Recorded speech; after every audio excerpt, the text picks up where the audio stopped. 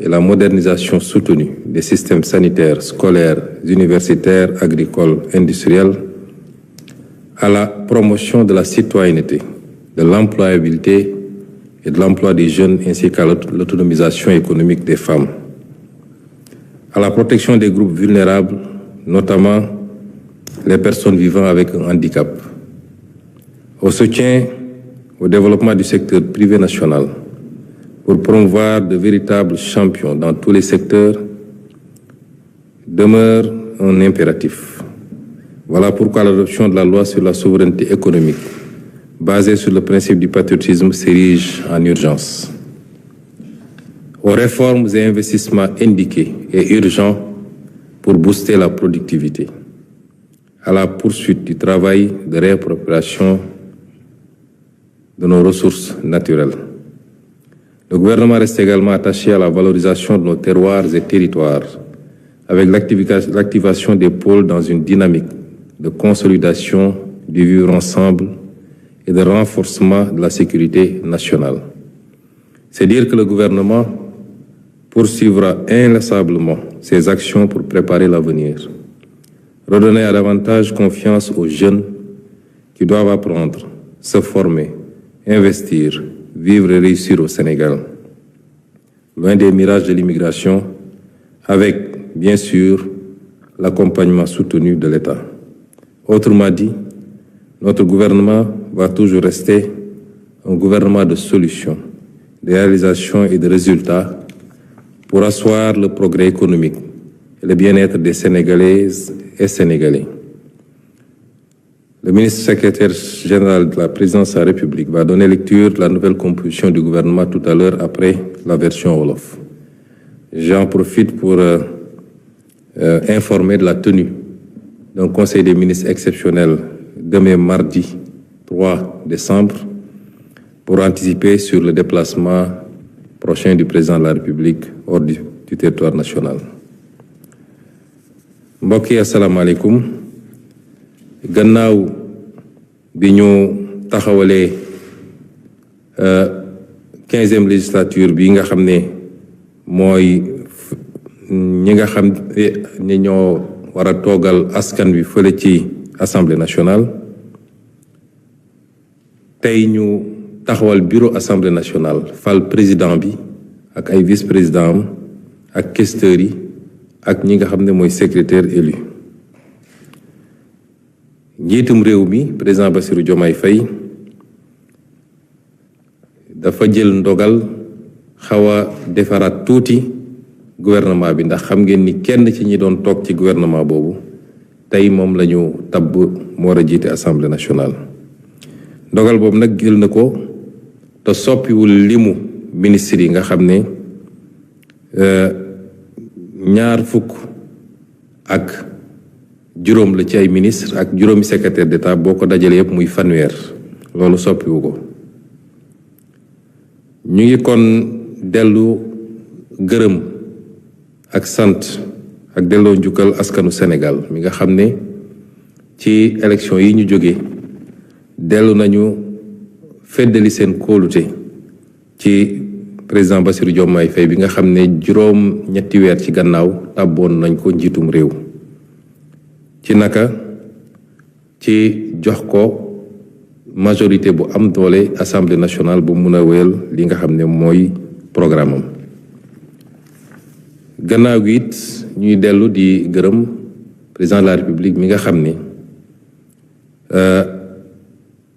wéyal na kóoluteem ci ñun ngir ñu jiite gouvernement bi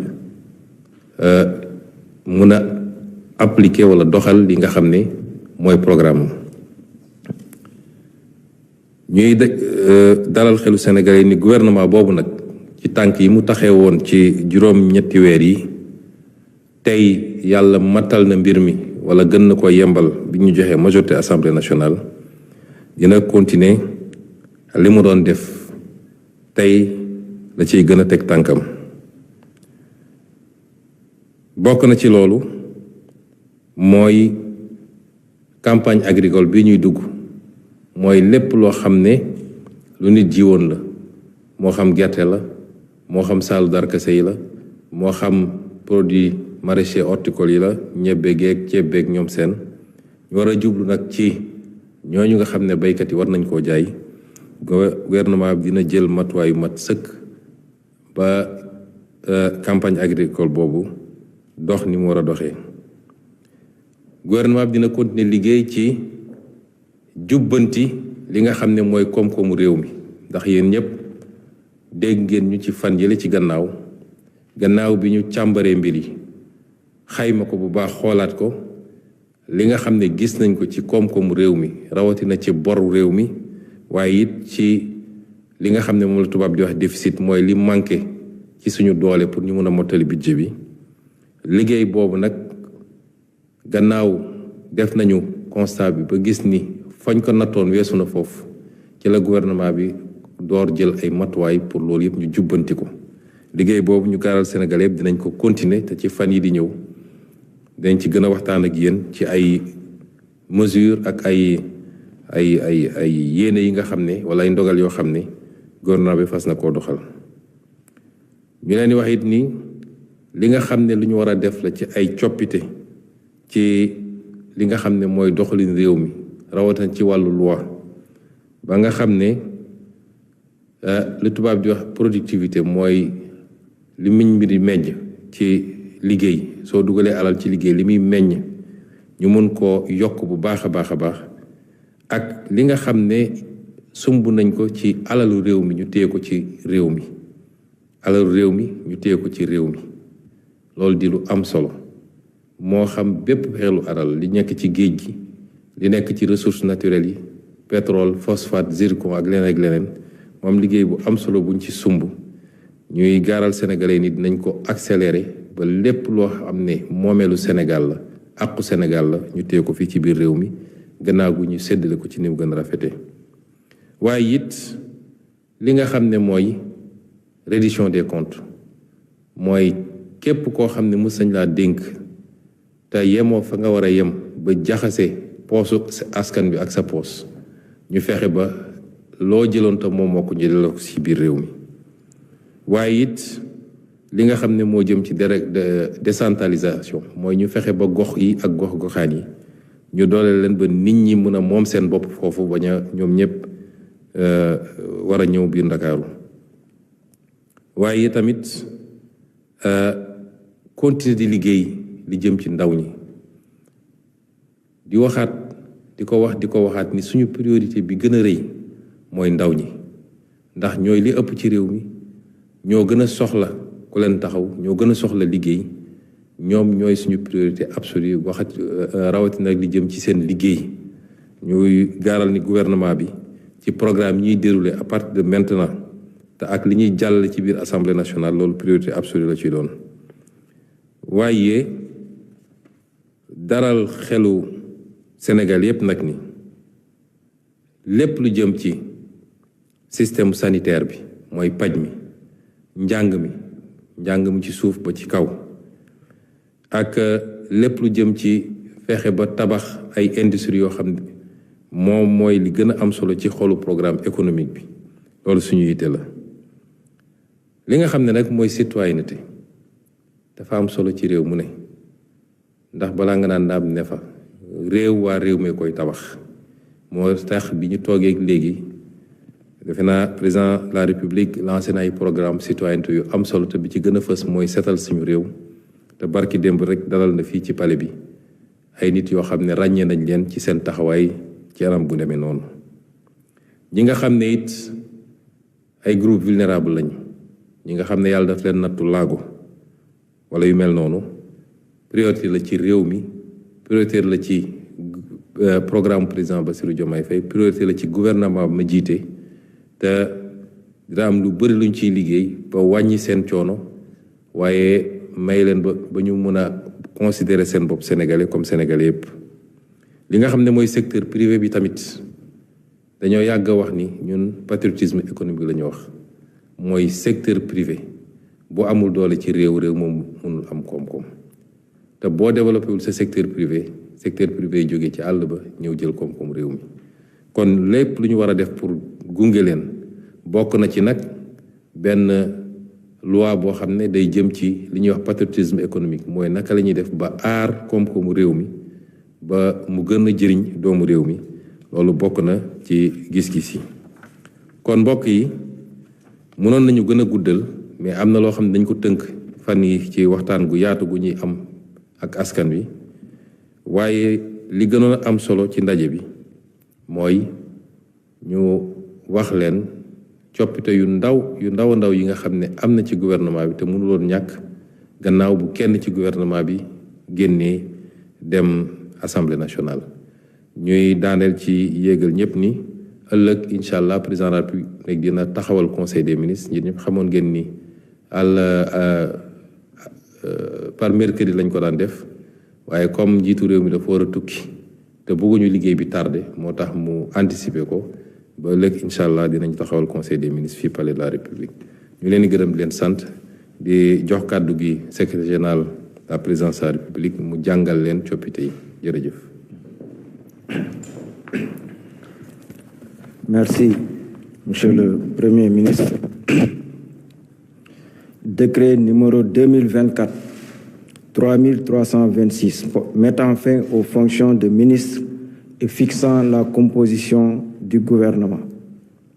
Le président de la République, vu la Constitution, notamment en ses articles 49, 53, 56 et 57, vu le décret numéro 2024-921 du 2 avril 2024 portant nomination du Premier ministre, vu le décret numéro 2024-939 du 5 avril 2024 portant nomination des ministres et secrétaires d'État et fixant la composition du gouvernement, sur proposition du Premier ministre, décret, article 1er, il est mis fin aux fonctions de M.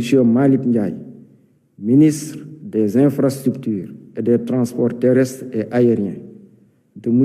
Yankhoba Diémé, ministre du Travail, de l'Emploi et des Relations avec les institutions. Article 2. Sont nommés membres du gouvernement.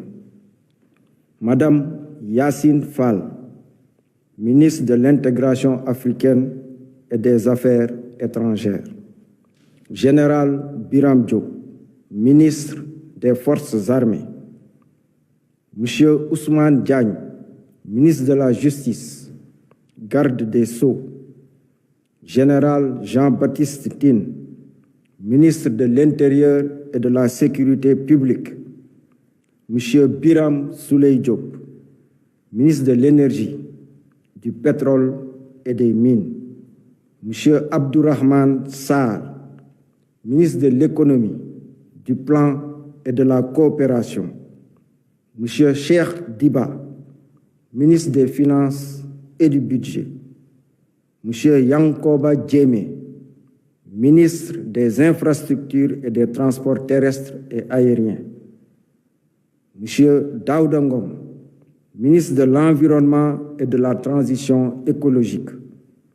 Monsieur Amadou Moustapha Ndiek Saré, ministre de la Formation professionnelle et technique, porte-parole du gouvernement. Monsieur Cheikh Tidiane Dièye, ministre de l'Hydraulique et de l'Assainissement. Monsieur Alioune Sall, ministre de la Communication, des Télécommunications et du Numérique. Monsieur El Hadj Abdourahmane Diouf, ministre de l'Enseignement supérieur, de la Recherche et de l'Innovation. Monsieur Serigne Gueye Diop, ministre de l'Industrie et du Commerce. Madame Fatou Diouf, ministre des Pêches et des Infrastructures maritimes et portuaires. Madame Maïmouna Dièye, ministre de la Famille et des Solidarités. Monsieur Abbas Fall, ministre du Travail, de l'Emploi et des Relations avec les institutions. Monsieur Balla Moussa Fofana, ministre de l'Urbanisme, des collectivités territoriales et de l'aménagement des territoires. Monsieur Moustapha Mamba Guirassi, ministre de l'Éducation nationale. Monsieur Ibrahim Sy, ministre de la Santé et de l'Action sociale, M. Olivier Boucal, ministre de la Fonction publique et de la Réforme du secteur public, Madame Khady Diène Gaye, ministre de la Jeunesse, des Sports et de la Culture, M. Mabouba Diagne, ministre de l'Agriculture, de la Souveraineté alimentaire et de l'Élevage, M.